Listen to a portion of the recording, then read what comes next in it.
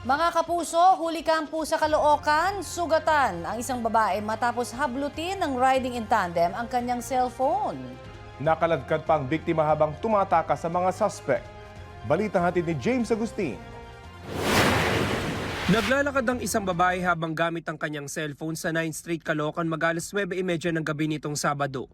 Masdan ang pagsulpot ng riding in tandem. Dahan-dahan itong sinundan ng babae at biglang hinablot ng angkas ang cellphone ng biktima. Bagyang nakaladkad ang babae hanggang sa madapa siya. Ang mga salarin mabilis na lumiko sa 10th Avenue. Nilabag pa nila ang batas trapiko at tuloy lang ang andar kahit naka-red ang traffic light. Nagtamo ng sugat sa kanang siko at mga gasgas sa tuhod at kamay ang 26 anyos na biktima. Ayon sa kanya, patapos na raw siya mag-exercise nang mahablutan siya. Then may tumawag sa akin, pagkasagot ko, nag-uusap kami. Bali, magpapaalam na ako ng i-end ko na yung call. Saka pa po niya na yung phone. Yun, nagulat lang ako, hinablot yung phone ko. Then wala na ako nagawa. Naman ako, kaso di ko talaga kayang pa yung phone. Bali, nabitawan ko na siya kasi tumumba na rin ako. Natangay ang cellphone ng biktima na nagkakalaga ng 92,000 pesos at 5,000 pisong cash na nakaipit sa case ng cellphone. Kasi nag-start ako ng affiliate, then content, ganyan. Ayun po sana yung gagamitin ko. Malaking kawalan siya sa akin dahil pinagpaguran ko yung pinambili. Ganon-ganon lang, nawala siya. Nai-report na ang insidente sa barangay at Caloocan City Police Station. Kahit may kuha ng CCTV, hirap na matukoy ang plate number ng motorsiklo na ginamit ng mga salari. Ayon sa mga taga-barangay, may naka-duty naman mga tanod ng mga oras na yun. Yung mga oras na yun, parang nagmerienda, kumain, bumalik dito sa barracks yung mga tanod para kumain. Pero nagsasalisihan naman po sila.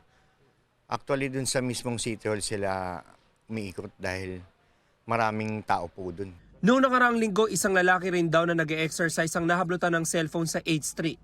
Mas paigtingin daw ng mga otoridad ang pagbabantay sa lugar. James Agustin, nagbabalita para sa GMA Integrated News.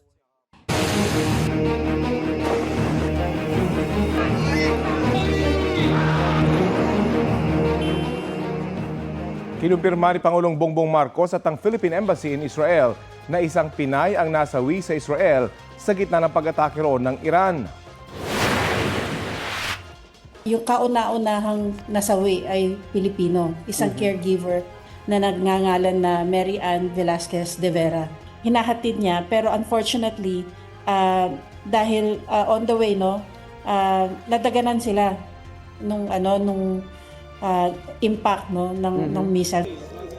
Sabi ni Ambassador Eileen Mendiola sa panayam ng unang balita sa unang hirit, hindi pa maiuwi sa Pilipinas ang labi ni de Vera dahil sarado pa ang mga paliparan sa Israel maging sa mga karatig bansa. Pinag-aaralan na raw nila ang mga paraan para mapabilis ang prosesong ito, pati ang pagpapauwi sa asawa ni de Vera na nagtatrabaho rin sa Israel. 54 na Pinoy na rin daw ang humiling sa embahada na magpa-repatriate sila mula sa Israel, 22 OFW habang 32 ang turista. Tinitingnan daw ng embahada ang pagdaan muna sa Egypt ng mga pauwing Pinoy.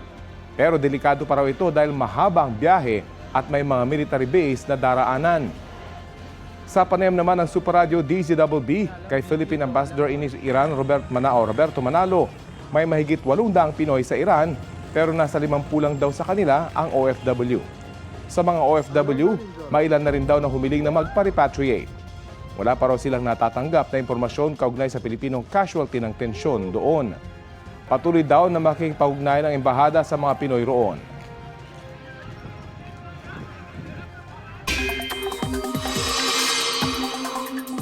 Mga kapuso, init na ba kayo? Hindi pa po tag-init ha? Pero ngayon pa lang, naglabas na ang pag-asa ng Heat Index Forecast o damang init. Ang heat index ay ang aktwal na nararamdamang init ng katawan ng tao dahil sa pinagsamang temperatura ng hangin at humidity o alinsangan. Ngayon pong Lunes, posibleng umabot sa 43 degrees Celsius ang heat index sa Coron, Palawan, 42 degrees Celsius sa Dumangas, Iloilo. Danger level po yan na maaaring magdulot ng heat stroke lalo kung babad sa initan. Habang dito sa Metro Manila, posibleng pinakamataas na ang 37 degrees Celsius sa Pasay. Easterlies ang patuloy na umiiral sa bansa, dala nito ang mainit na hangin galing Pacific Ocean. Posible pa rin ang mga panandaliang ulan o kaya local thunderstorm. Nakataas po ngayon ang thunderstorm watch sa NCR, Bulacan, Rizal, Laguna at Cavite. Hanggang alas 10 mamayang gabi, may tsansang uulanin ang mga nasabing lugar. Base naman sa rainfall forecast ng Metro Weather, uulanin sa mga susunod na oras ang ilang panig ng Cordillera, Southern Luzon, Visayas at Mindanao. Ito ang GMA Regional TV News. Oras na para sa maiinit na balita ng GMA Regional TV. Patay ang isang motorcycle rider at kanyang angkas na dadalo sana sa isang binyagan matapos maaksidente sa San Luis, Aurora. Sa imbestigasyon ng pulisya, papuntang Baler ang mga biktima nang mawalan ng kontrol sa manibela ang rider at bumangga sa puno ng bayabas. Isinugod po ang dalawa sa ospital pero idineklarang dead on arrival dahil sa matinding sugat na tinamo sa kanilang mga katawan. Walang pahayag ang kanilang mga kaanak. Sa Bayambang, Pangasinan, nalunod naman po ang 4 na estudyante matapos maligo sa ilog sa barangay Katuray. Kwento ng tatay ng dalawa sa mga biktima, hapon itong Buwebes nang magpahatid ang kanyang mga anak sa barangay Ina Lorenza para kitain ang mga kaklase at kaibigan. Hindi naman daw niya alam na maliligo ang mga bata sa ilog. Kasalukuyang nasa ospital ang isa sa kanyang mga anak habang natagpuan naman ang bangkay ng isa niyang anak. Pati ang dalawa pa nilang kasamang naligo sa ilog. Ayon sa pamunuan ng San Libo National High School, dumalo pa sa kanilang Foundation Day noong Huwebes ng umaga ang 3 estudyante pero hindi na nakabalik noong hapon. Sinusubukan pang kunan ng pahayag ang mga otoridad kaugnay sa insidente. Nagmamasid na pumasok sa loob ng tindahan ng lalaking yan sa Gimbal, Iloilo. Nang makahanap ng tiyempo, agad niyang kinuha ang isang itim na pitaka tsaka dali-daling lumabas. Ayon sa may-ari ng tindahan, nagkataong walang tao na nagbabantay sa kanilang kaha. Mabuti na lang at puro resibo lang ang laman ng tinangay na wallet. Isang laundry shop naman ang nilooban sa barangay Namocon sa Tigbawan, Iloilo. Natangay ng suspect ang bag na nakapatong sa counter na ayon sa tauhan ng shop ay basura ang laman. Nakikipag-ugnayan na ang Gimbal Police sa ibang istasyon sa probinsya kaugnay sa 2 insidente.